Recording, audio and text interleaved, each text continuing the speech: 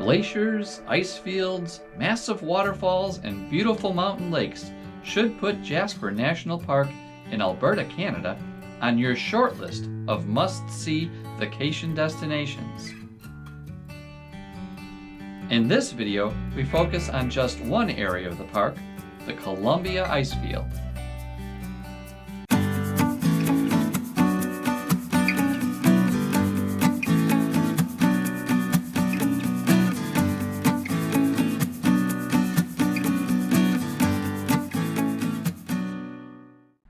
If you like this video, give it a thumbs up, subscribe, and make sure you are getting notifications when new videos are uploaded.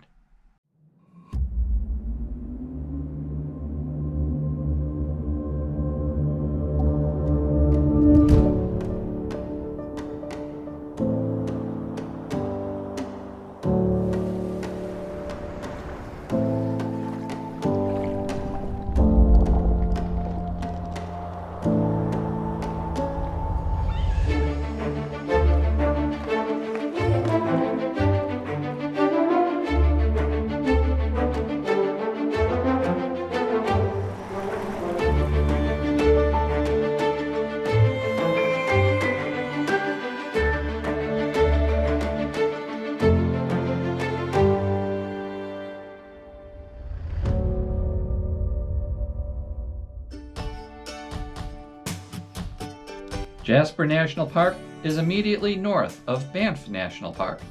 In my last video, I ranked Banff as the best national park in Canada.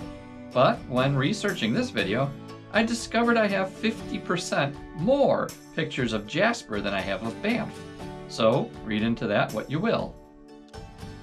The Icefields Parkway starts in Banff National Park and continues north into Jasper. Shortly after crossing the border from Banff into Jasper, you come to Athabasca Glacier, which is part of the Columbia Icefield. So, what's the difference between a glacier and an icefield? Well, an icefield is a mass of connected glaciers. Glaciers typically slide down a mountain valley. An icefield sits above the top of several glaciers and feeds ice down to the glaciers. Icefields are hard to view unless you are in a plane or you have Google Earth. This entire white area is the Columbia Icefield, which is over 125 square miles. In spots, the icefield is almost 1,200 feet thick. This is the Saskatchewan Glacier, and this is Athabasca Glacier, two good examples of glaciers that flow down a mountain valley like a river. There are 6 major glaciers that form from the Columbia Icefield, and Athabasca Glacier is the most accessible. Athabasca Glacier is visible from the highway, which is probably the view most people see. But I encourage you to take the Ultimate Glacier Experience, which is a tour out onto the Athabasca Glacier on a giant ice explorer. An ice explorer or snow coach is a giant bus specifically engineered to safely drive you out onto the glacier. This is the coolest excursion, pun intended, that you can take outside of Alaska.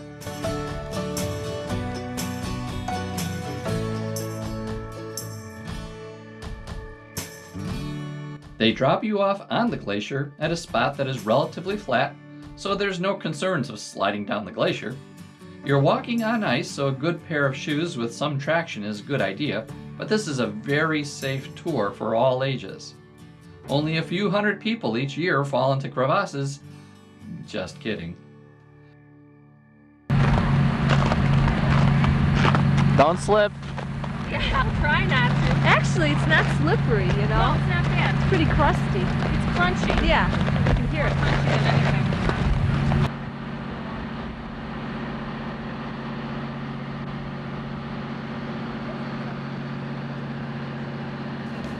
While you're standing out on the Athabasca Glacier, take note of its enormous size, and then compare that to how tiny the glacier is in comparison to the rest of the Columbia Icefield. Impressive. After you had some time to walk around and get some truly unique pictures, you get back on the Ice Explorer for the ride back down.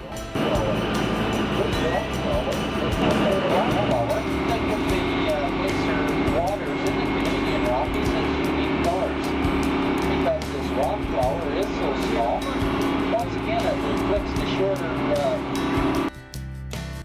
Do not be anxious about anything, but in everything, by prayer and pleading with thanksgiving, let your requests be made known to God. Don't be anxious, pray about it, be thankful, and forget about it. The first generation snow coach vehicles were a modified bus with tank treads. These had little suspension comfort and poor air ventilation, so they had the name Shake and Bake. They added a Skywalk to the tour since we've been there to add even more to the experience. It is a glass-bottom, horseshoe-shaped walkway out over the valley. If anyone watching has taken the Skywalk, please add a comment below with your experience. If you are planning a vacation to Jasper, be sure to include this in your itinerary. And if your plan was to only go to Banff, it's only 80 miles from Lake Louise to Athabasca Glacier, so you could easily make this a day trip while staying in Banff. If you liked this video, be sure to give it a thumbs up and leave a comment below. Thanks for watching.